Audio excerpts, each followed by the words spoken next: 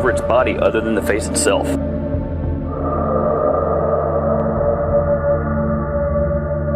There are, in fact, 4 different types of, what we think of as Sasquatch or Bigfoot. Very wide, pronounced nose. There was also a very ominous odor. Phase 1 is to identify opportunities. I walked into a small clearing in less than 10-15 feet away from this enormous creature, and it scared the living hell out of me.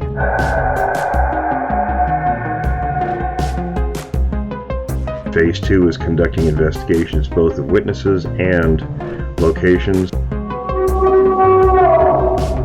The size of the thing, it was 4 or 5 feet across the shoulders.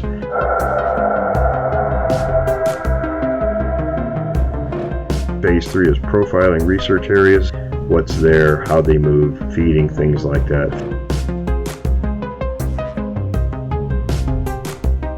About 8 feet tall, I guessed around 800 pounds. It was massive. I had no idea that anything like that existed.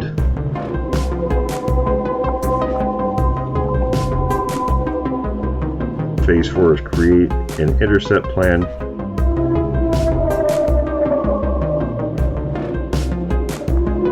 I decided to shoot in the air to see if maybe it would scare it off. Phase 5 is the intercept and resolve the issue phase.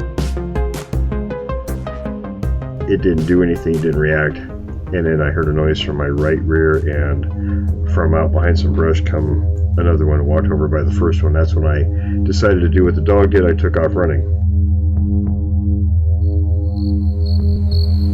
Welcome to Witness of the Unknown.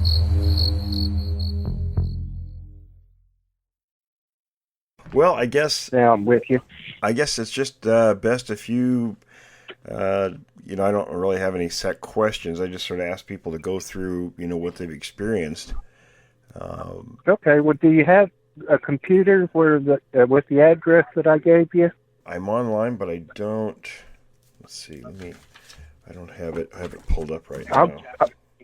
If you'll get on the Google Maps, I'll tell you the house I lived in. I was 17 when this happened.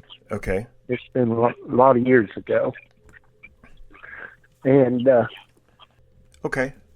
Let's see if I can pull that up here. But go right ahead and tell me what happened then. Okay. Well, I got off the school bus, and me and some buddies, we always went to the same fishing spot we had for years. And if you're looking at the map, you should be looking at a house that's on a corner of I think it's Home or Knox. I can't think of the cross street there. It's been a long time ago. Anyway, next to that house, there's a new house there. It used to be an open yard. And then there's a gray house. And then the road will bend to the left. And you follow that road, little more than a block, and there'll be another house on your right. Or it would be on your right. And just past that house is where we would go over the hill down to the creek. And that's known as White Lick. Mm-hmm. Okay. And we get down to the river there, and we'd make a left, and we'd follow that up to about 30 feet short of what they call Monocle Branch, I believe is what they call it now. We just called it Cove. Sure. Now, if I ain't mistaken, I think the map shows that creek to be roughly 30 feet across. Yeah, something like that. Measure it out. So if you just kind of laid the creek, you know what I'm saying, sideways with Monocle Branch, that's about where this log set. Mm-hmm. And what it basically did was made a part of a D with the top cut off, you know what I'm saying? It stuck out in the water. Oh, right. And the creek, the main creek, ran alongside of it, but there was a calm part if he's on the log on the right-hand side, facing down, if you face downstream.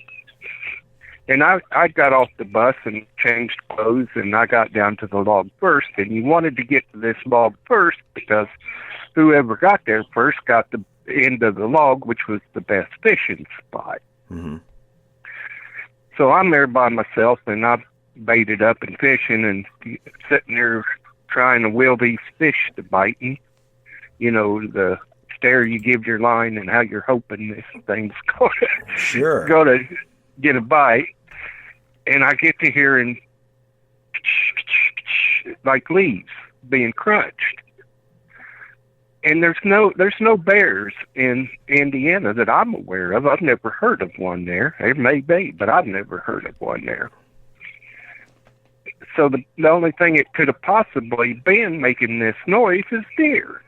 And I'm thinking, hey, I'm in a good spot here, you know, because if you look directly across the creek, there's a very thin wood line there. On the other side of that wood line, there used to be cornfields. Right. I think they used to let it grow up now, but back when at that time, they used to actually, plow it and harvest that particular part of the land. So there wasn't nothing going to get by that I couldn't see. You know what I'm saying? And I'm not looking directly at it because I don't want whatever's coming to get eye contact with me. I got my head down and I'm just kind of staring off to the side, and I'm expecting deer. And all of a sudden I get this funny feeling. And this funny feeling says, forget what you're about to see. And I'm thinking, now why would I even have such a thought? Sure. The only thing it can be is deer. You know what I mean? I saw Bigfoot on at Leonard Lemoy show. I forget the name. Oh, of In it. Search of. In Search of, yeah. In Search of, yes, sir. And Dad showed me a picture of Patty in the newspaper. But I'd never given it any more thought than that. You know what I mean? That was something that's supposed to have happened in Oregon. I'm thousands and millions of miles away at my age. You know what I'm saying? So it's not even a thought. The only thing this can possibly be is a deer. We didn't have moose or anything big at the time that could make that much racket. So when I get this feeling, I kind of laugh it off. It's like, what have I got to be afraid of? There's nothing here, right? Right. Well, it comes down the hill right there directly across the creek from me. And it stops. And as it's coming down the hill, it keeps looking up and to its right. It's running north. It's running upstream. And it's got a really distinctive run to it. It's not like the way we run. They don't bend their elbows and pump their arms the way we do. They run like they walk. Right. Only they walk a lot faster. and this ain't a jog, but it's a paced run. It's the best way to describe it. It's faster than a jog. It's what we would consider a jog. You know what I'm saying? Right. But I got a little ahead of myself. When I got down there and I'm fishing up at south, I hear a bunch of dogs bark. Somebody down on the other side of the creek, down the way, has some dogs. There was a dozen of them. And they commenced raising hell. Well, I just figured it was feeding time, and it was like, it could be anything. Right. So I didn't give it any thought. And I bring this up because it's important in a moment. Sure. Anyway, when this creature comes down, exactly where to come down at, because before that was completely impassable. And as it got closer to the large woods that it was running at, the hill levels out. It made it easy for it to run. That was something else that I noticed. It had a good flat area to run on there. Plus, it's below the wood line where the houses were. Mm-hmm. It was completely out of sight from them. Anyway, it stopped completely on the other side of the creek from me, and it turns to its right and looks back at the direction it came from. And it put its hand up to its mouth, and if I hadn't been watching, I would not have heard it. I knew it was doing something, and it let out some whoops. And these whoops were in such high frequency. I don't want to thank you, honey. It was like listening to water drop into a cup. Mm-hmm. It's that high of a frequency. Like I said, if I hadn't been watching him, I wouldn't have even realized he made any noise over the sound of the water going by. So I thought that was kind of strange until them dogs got to barking again. And he was making sure he wasn't being followed. It was just absolutely bizarre because I didn't have any clue why he would do such a thing. Why would he stop? And once them dogs got to barking again, and then I knew why I heard him the first time, mm-hmm. and I knew what he was doing. But once he was satisfied that they wasn't chasing him, I hate to use the word smile, but that's what it looked like from my side of the river, sure. Or the creek. And I was able to tell that he had canine teeth, but I could not tell if they were uppers or lowers or both. Mm-hmm. I could just tell that he had canine teeth. Anyway, he turned to his left, away from me again, and ran up the creek till he got to where that major woods is there. I don't know, maybe 100 yards on up the river, and disappeared. He never made eye contact with me. He didn't have nothing else in his hand, so he hadn't heard anything. So now I'm in a pickle. I mean, do I tell somebody? Who's going to believe me? This creature, it looked like a man in a way. It ran on two legs, and it was a male. And he would make Patty a happy young female. He was hung. Big old boy. He was. Mm-hmm. And you know, you're laughing, and that's what I did too, but it was for a completely different reason. Do you remember them old commercials, the old Norelco commercials with Santa sliding down the hill? Right. Mm-hmm. Well, that's about the time of year it was. You know what I'm saying? This was in November. Mm-hmm. And I saw all this hair, and I'm thinking, you need to meet Mr. Norelco in the worst way. And it struck me funny because it was so hairy. There wasn't no fur on this. Sure. And he was red, and his skin was either gray or silver. And it's hard to say for sure which, because this is like 4:30, and the sun would be towards the west, which would put him completely in the sun. Right. On the east bank. So, I mean, he could have had reflection of the water causing him to look, I thought he looked gray myself. Mm-hmm. But gray and silver are so close together in color, you know, it's kind of hard to distinguish and say it was one or the other. But he had gray skin under that fur, but his face wasn't gray, and his hands and feet wasn't gray. You know what I'm saying? The right. pad, mm-hmm. They were dark. And there was something else that was really strange that I never told anybody about because, again, who's going to believe me? But I swear that this thing looked like it had braided hair. And if it had braided hair, that meant that there had to be another one. He couldn't have done it himself. So now he disappears, and about 5 minutes later, I commence hearing some shuffling on my side of the creek. And it's coming up from the same direction, and that's the way I got to go to get home. And I'm stuck out on this log, so I'm deciding if I'm going swimming or not.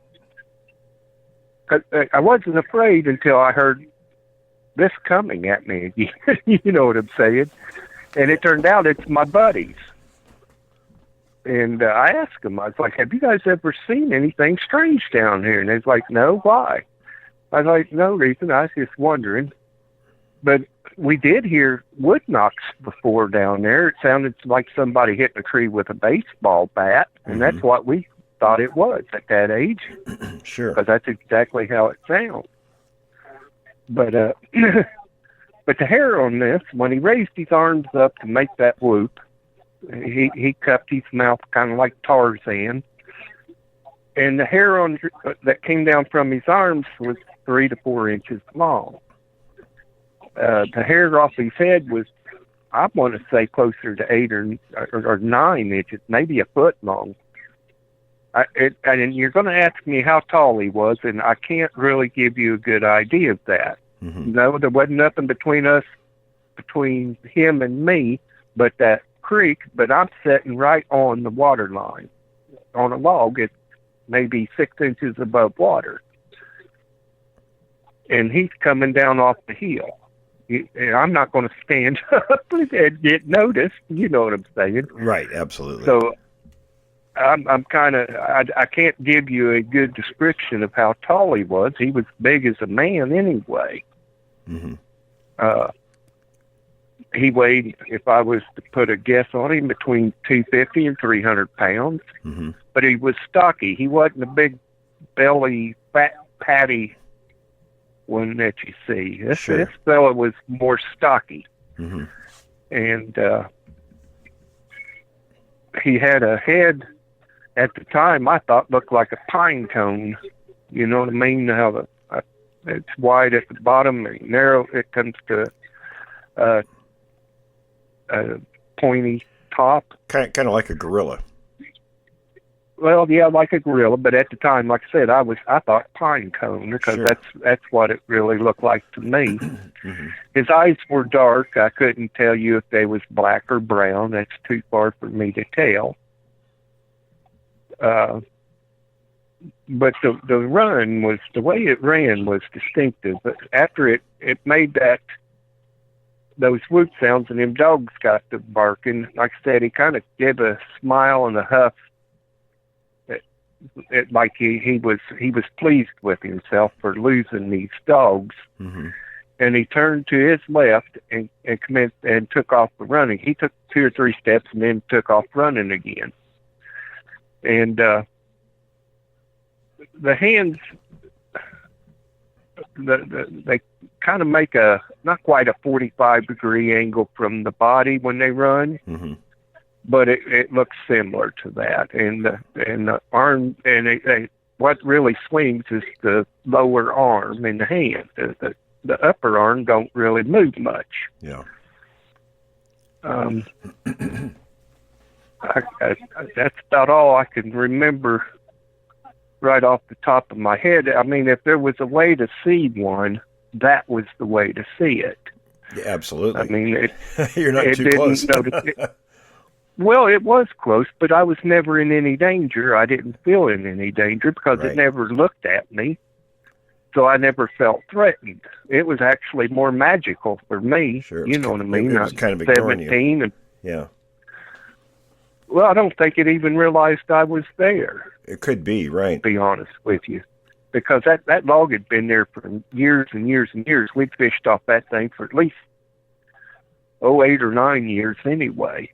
And never seen anything other than deer run across this path. And the reason I ask that this stay, the location stay secret, as you can tell on your computer. Oh, yeah. There is nowhere for it to hide. Right.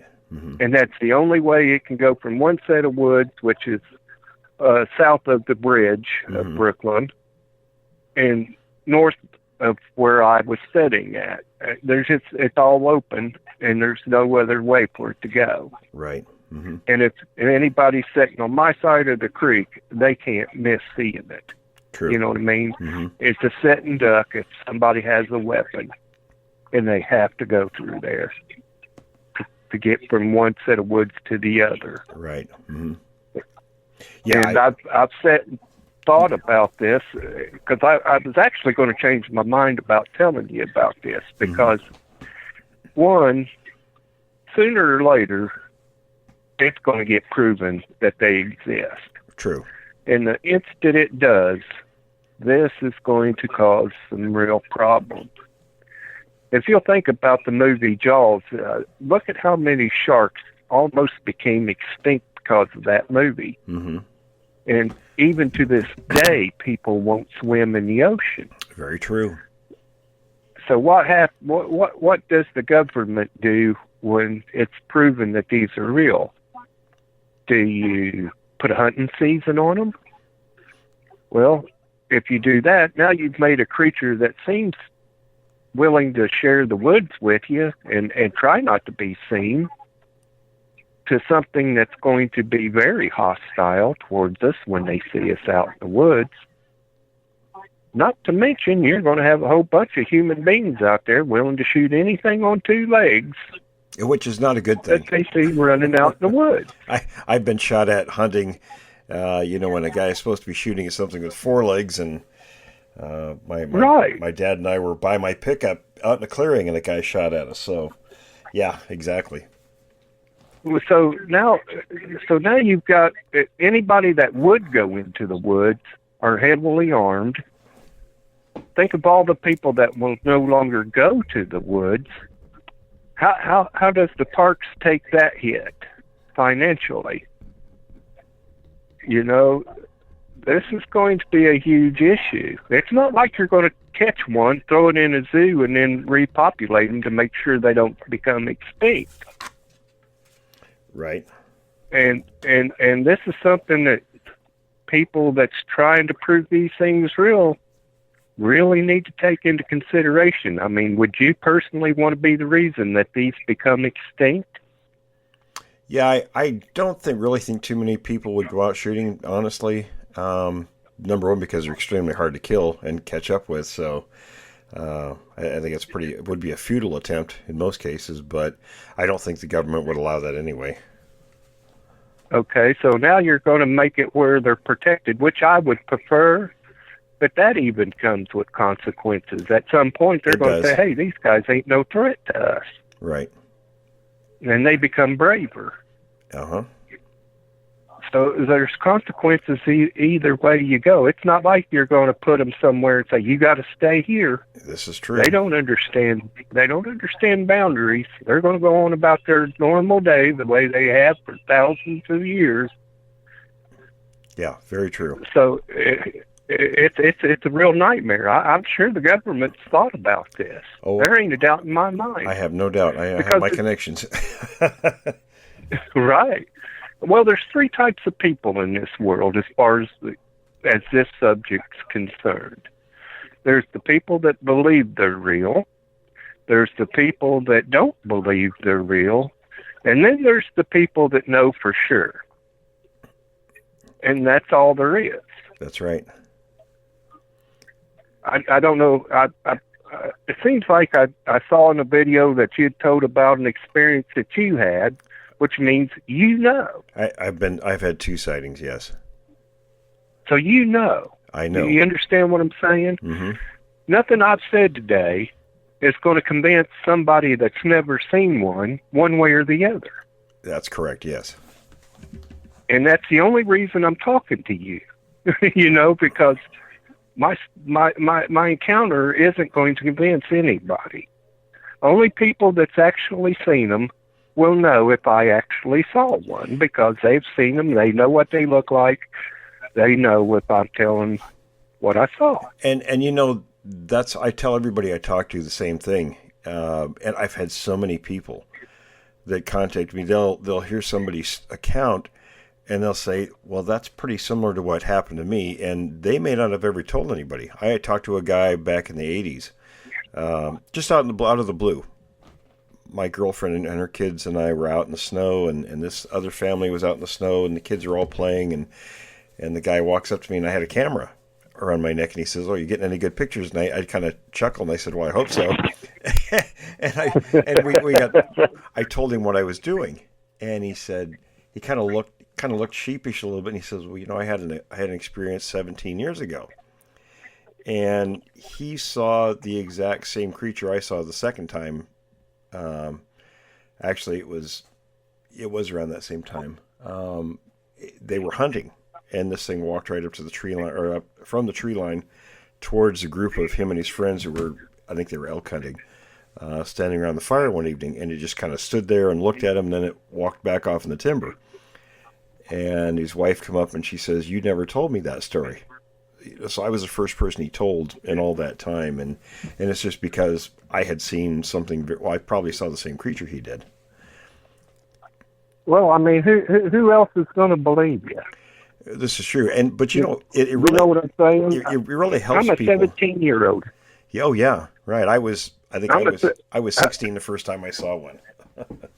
I'm in a town that at the time had 911 people. Had been 911 for 20 years. Mm-hmm.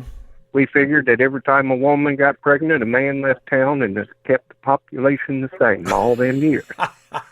And we did have a constable that I could have told. And I guess if it had hurt one of them dogs, I would have had to have reported it. Yeah. You know what I'm saying? Right. But it didn't hurt a thing. And as far as I know, I'm the only person that ever saw it, and I never went fishing there again because if one run by with me and my buddies there, now all of a sudden we got more people that know that they're there. That's true. You see, and how do you explain it? At 17 years old, who do you tell?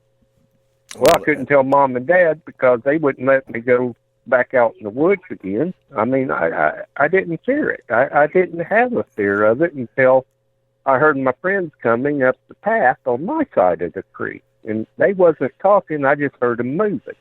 Yeah. And you know what happens to a lot of people like myself? We found footprints 2 years before I actually saw one of these things.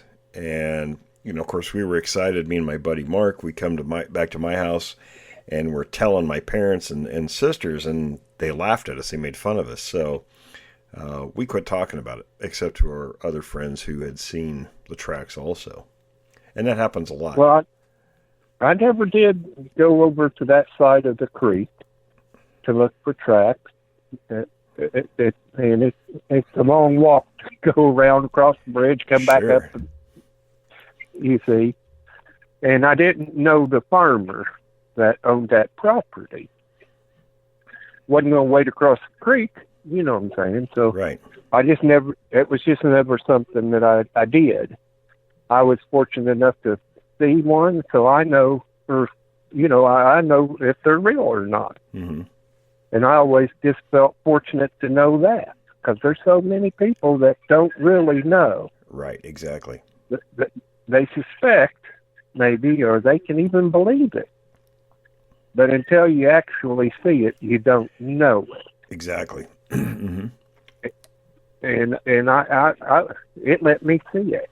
I didn't have much of a choice if it was going to get to them other set of woods, unless it waited till I went home. You know what I mean? Mm-hmm. Right. But it just struck me weird that I had this feeling of forget what you're about to see. Yeah, that is odd, isn't it? Because I had no reason to fear nothing at that time. Right. And once I saw it, I still didn't really fear it because it didn't lock its eyes up on me. Sure. When it turned to look back, it turned to its right, which was away from me. And when it turned to go back on up the creek, it turned to its left, which turned its back to me again. Mm-hmm. So it never even looked on my side of the river, other than when it was coming down the hill, it could have possibly seen me. But it kept looking up and to its right. Yeah, it either didn't know you were there or wasn't concerned. It was one or the other, but it didn't see me. Right. And there wasn't nothing hiding me. I mean, I'm stuck out like a sore thumb. Right. But that log had been there for so many years. As long as I didn't move, it wouldn't have had a reason to even look at that log. True. Mm-hmm. As far as I'm concerned, you know what I'm saying? It had other things preoccupying its mind. It was in evasion mode. Absolutely. Mm-hmm. And I wasn't what it was trying to evade itself from. Right. Now, I did consider hollering at it. And I got to thinking, now, what are you going to do if it decides to come in? Now, the creek in that area ain't but knee deep. Yeah, probably a good move not to holler. So I decided that, I won't holler because, even though it's been running and it was breathing a little on the heavy side, it wasn't way out of breath. Sure. You know what I'm saying? But you could tell it was labored a little bit. Mm-hmm. But I figured that by the time I come across that log and climb that little hill that I was going to have to climb to get on my path back towards the house, he was already going to be to that log. Oh, yeah. Because the log at the edge of the water line where the bank met and the log met was only about 3 or 4 inches wide. Mm-hmm. And then it spread out. The log's no longer there anymore, which is a shame. I took my wife down there to show her the place that this happened, but I wouldn't tell her what happened till after we left. Because I didn't want her afraid. You know what I'm saying? Oh, yeah, right. I was like, now just take a good look across there. You see the field, you see how it levels out down there by these woods and the important parts. And then I told her after we got back up the hill and back to the house. But yeah, I've always carried this, and I've always wondered what's the right thing to do. I mean, do you tell people, or do you keep this kind of to yourself? Because again, with knowledge comes responsibility, and I don't want to be the one that's responsible for these things being hunted. Yeah, it didn't hurt. It didn't hurt nothing. No, and more people are talking to me about stuff. I mean, especially that has happened a long time ago, and they never told anybody. And some of these actually help other people because there's probably, oh geez, I couldn't even guess. I estimated one time, 20 people for every one person who does say something about what they saw, another 20 who will never say anything. And I've talked to people. I bet it's a lot higher. I think it's a lot higher. And I've had a lot of people come back to me and say, I heard what so-and-so said, and it really helped me. So I thought I was crazy. I thought I was the only one, but there are other people that have seen the same thing I saw. And it kind of, they tell me it's like a weight's lifted off their shoulders. Well, it does feel that way, but at the same time, again, I fear because I don't want nothing to happen to it. No, and it has no way to hide. Right. One of the things I do is I don't give out any locations. Most of the time I don't give people's names either because I don't want people, number one, disturbed. Everybody has the right to their privacy. And, you want an area protected, it should be protected. Well, it's not so much the area being protected, it's the creature itself. You know what I mean? Well, that's all part of that. It has no way to hide.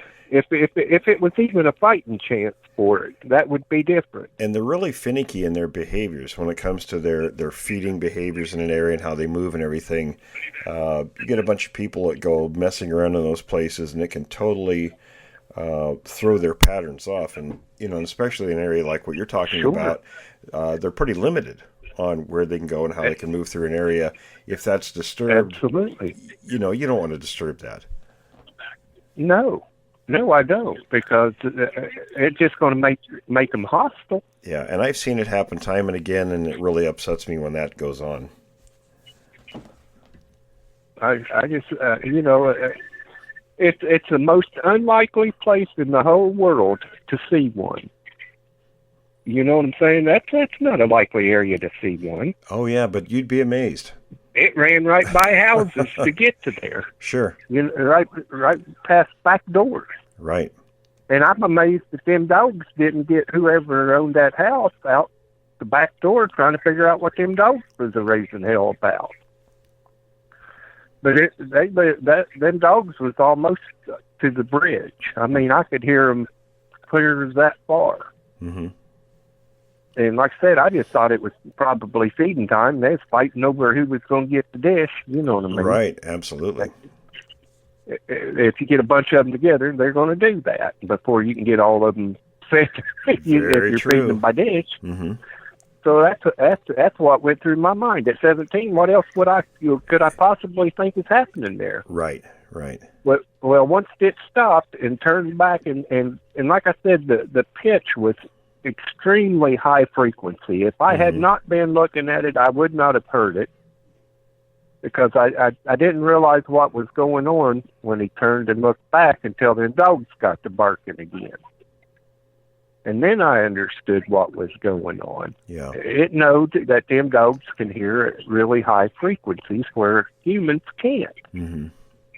It was making sure that only the dogs was getting. It was knowing. You know what I'm saying? It knew that only the dogs was hearing it. Sure. If I hadn't have been looking at it, I'd have never heard it. It was just that high of a pitch. Mm-hmm. And I just barely could hear it over the sound of the running water. Right. Mm-hmm. But them dogs heard it just fine. Every damn one of them commenced to barking again. So that showed me some really high intelligence there. You know what I'm saying? Correct. Yes. This was planned. Yep. It knew to stop right. It knew to come down that hill right where it came down. It knew to make that sound, and it knew that the woods was going to open up about 100 yards down the way. Mm-hmm. And like I said, I believe that there was probably a female, because the male's hair was black people wear their hair similar. Mm-hmm. I forget what, dreadlocks? Dreadlocks, right. Well, it wasn't as thick as a dreadlock. But similar. But it was real similar, yes. Which means that they understand knots. So, or otherwise the hair wouldn't hold. You know what I'm saying? Mm-hmm. Right. And it was bouncing similar to the way it does under a football helmet, just on the shoulders. Okay. It would bounce off the shoulders. It wasn't bouncing on the whole head. Mm-hmm.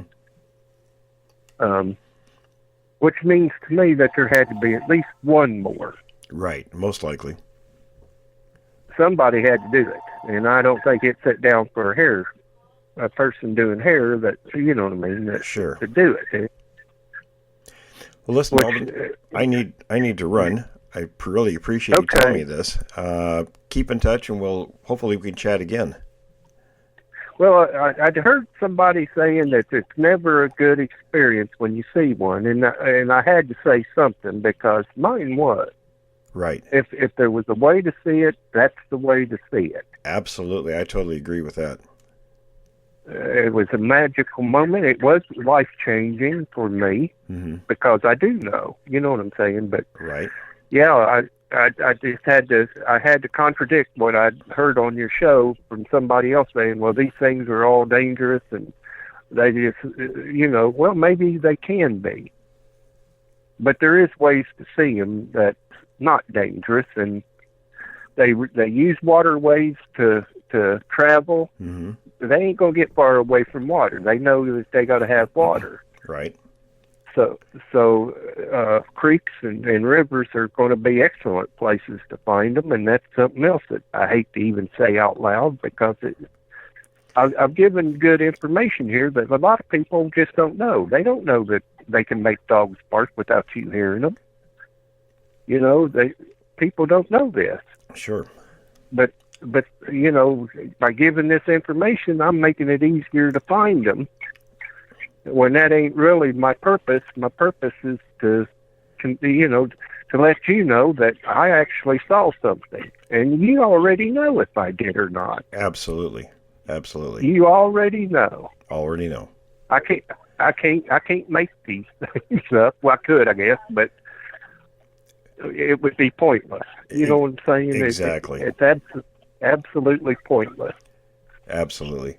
Well, listen, Melvin. Well, sir, I appreciate you taking time to give me a call. I appreciate you talking to me and telling me what you experienced. It was very interesting. Well, I hope that, you know, somewhere down the line, if somebody else says something that kind of makes you think about my story, you know, you can throw in there, well, maybe they ain't all dangerous. Because, like I said, they are willing to share the woods, it seems like.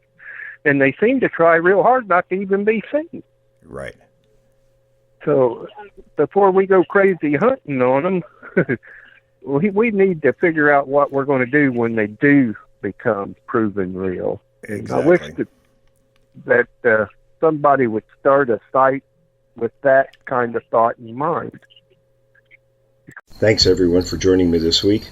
Be sure to tune in again next week as we explore another account from a witness of the unknown.